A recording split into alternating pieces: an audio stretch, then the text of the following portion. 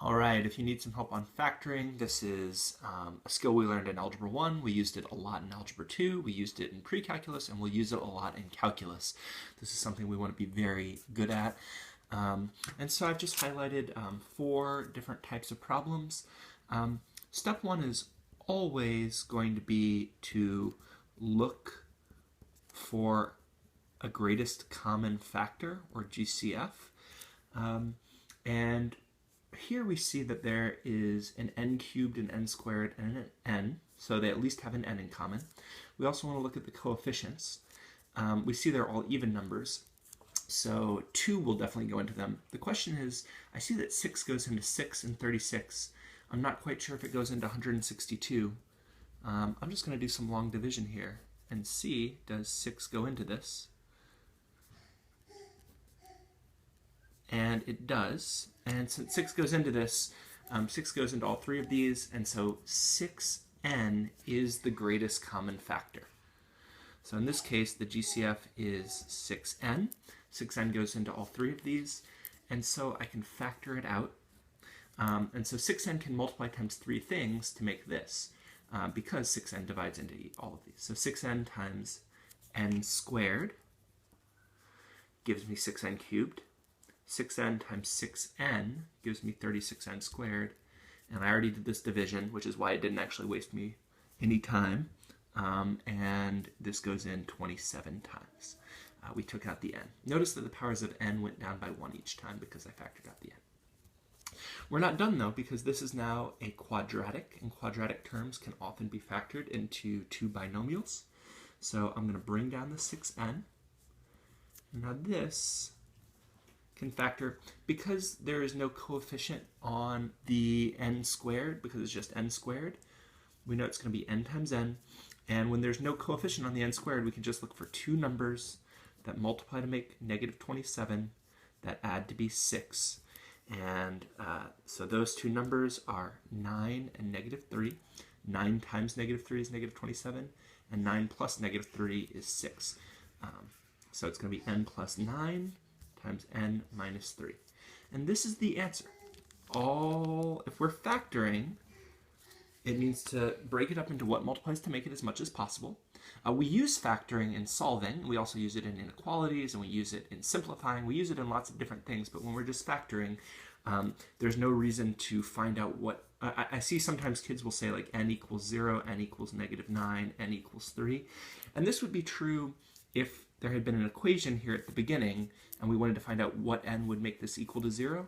But since that was not there, these are not solutions because there is no equation. All right, let's look at a different type. Again, we always want to start by factoring out the greatest common factor.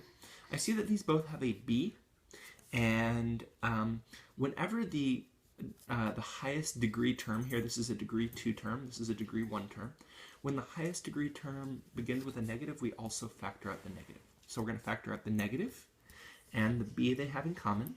They don't have a coefficient in common, so I'm just going to leave that. Negative b times b is negative b squared, and negative b times...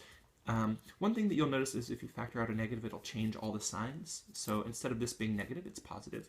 Instead of this being positive, it will be negative. And the reason this is because negative b times negative 8 will give me positive 8b. This is not a quadratic, and so I'm done factoring. Let's look at one more here. Here we have a coefficient in front of n squared, and so what I would like to do is look for the GCF and see, does 3 go into all of these? But 3 doesn't go into any of these. There's also not an n in all 3 of these terms, and so there is no GCF. So there's no way to make this problem easier.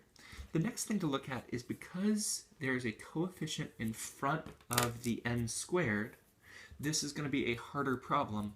And there are a few different techniques we can use. In this video, the technique I'm going to be showing you is factoring by grouping. And the way factoring by grouping works is we're going to split this 10n into 2 things that add up to be 10n. So what we're looking for is 2 numbers that add to be 10, and these 2 numbers are going to multiply to be the same thing these 2 outside numbers multiply to be. So we want to find 2 numbers that add to be 10 and multiply to be 21. And so that's 7 and 3. And so what that tells us is that we're going to bring down the 3n squared. We're going to bring down the plus 7. But this 10n will split up into 7n and 3n. And so I'm going to put plus 3n here and plus 7n here. I put the 3 with the 3 and I put the 7 with the 7. I didn't have to do that. It would have been okay if I hadn't. And now what I'm going to do is I'm going to factor out the greatest common factor from each of these two groups. These two have a greatest common factor of 3n. They both have 3n. 3n times n is 3n squared. 3n times 1 gives you 3n. And I'm also going to factor out the greatest common factor here, which is plus, they both have 7 in common. And so 7 times n, 7 times 1 gives you 7. And what will always happen if we've done this correctly is that these two will be the same. And so now these have a common factor. 3n times n plus 1, 7 times n plus 1. Both of these have an n plus 1, so I'm going to factor out the n plus 1. n plus 1 times 3n plus 7. And that's factored. Okay. Let's do one more. This is an easy one, but I wanted to highlight it. Let's see. These have a common factor. They both have a 2. Always look for the greatest common factor. This would be very hard if we didn't factor out the 2. But if we do, it's very easy. So 2 times b squared minus 2 times 49 gives you 98. And now this is a special thing that we want to be able to recognize immediately. It's the difference of two squares. B is squared and 7 is squared. And whenever we have a difference of two squares, we can split it up into b minus 7 times b plus 7. And the reason this works is because 7 times negative 7 is 49, and we get negative 7b plus 7b ends up being 0 b's, which is why there's no middle term there. This is done. This is the answer. A quick note, b squared plus 49, if it's the sum of two squares, this is not possible to factor. Another word for that is prime.